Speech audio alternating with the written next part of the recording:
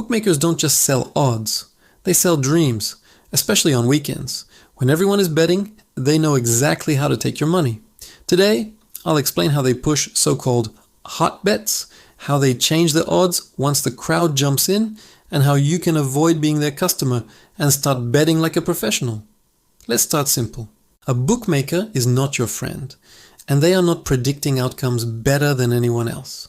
Their job is to sell odds with a built-in margin, so no matter what happens on the pitch, they profit in the long run.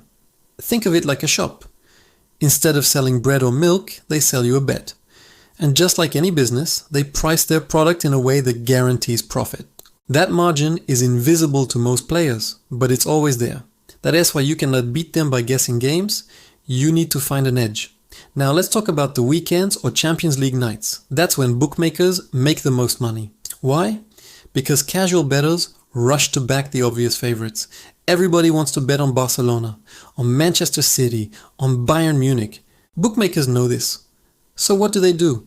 They promote these matches. They put them on the front page of apps. They send push notifications. They highlight special markets. They make it as easy as possible for the average bettor to jump on the hype. And here's the key. These aren't necessarily good bets. They're just popular bets.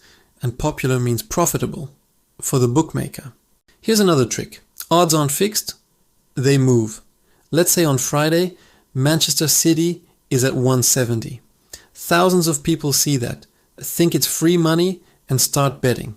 By Saturday morning, the odds drop to 160. By kickoff, maybe it's 155. Did City's chances of winning magically increase? No. What changed is demand. The bookmaker sees everyone piling on, so they lower the odds. Why? Two reasons. To protect their risk.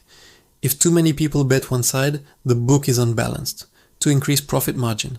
The lower the odds, the worse the value for you, the better. So even if you like City at 1.70, by the time you bet them at 1.55, you're playing into the bookmaker's hand. Multiply this by millions of bets across a weekend. Everyone is backing the same favorites, same narratives. The bookmaker collects the volume, takes a cut on every bet, and ensures that even when favorites win, they don't lose money. That's why the house always wins in the long run. Not because they predict better, but because they control the market, the prices, and the psychology of the bettors. So how do professionals approach this? We don't care about hype. We don't care about which game is hot. We only care about probability and value. Here's the formula.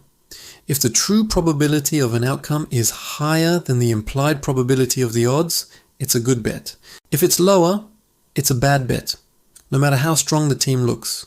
Example, if a team has 70% chance to win, the fair odds are 1.43. If the bookmaker offers 1.55, that's positive expected value.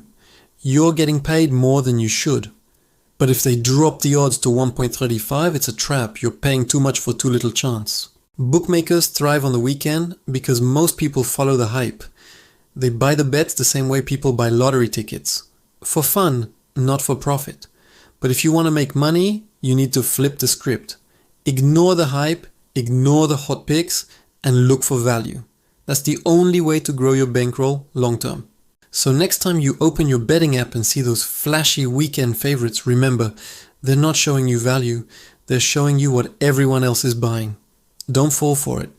Bet smart, calculate true probability, and play only positive EV bets. If you found this useful, subscribe to the channel, drop a like, and let me know in the comments if you've ever noticed odds dropping before kickoff.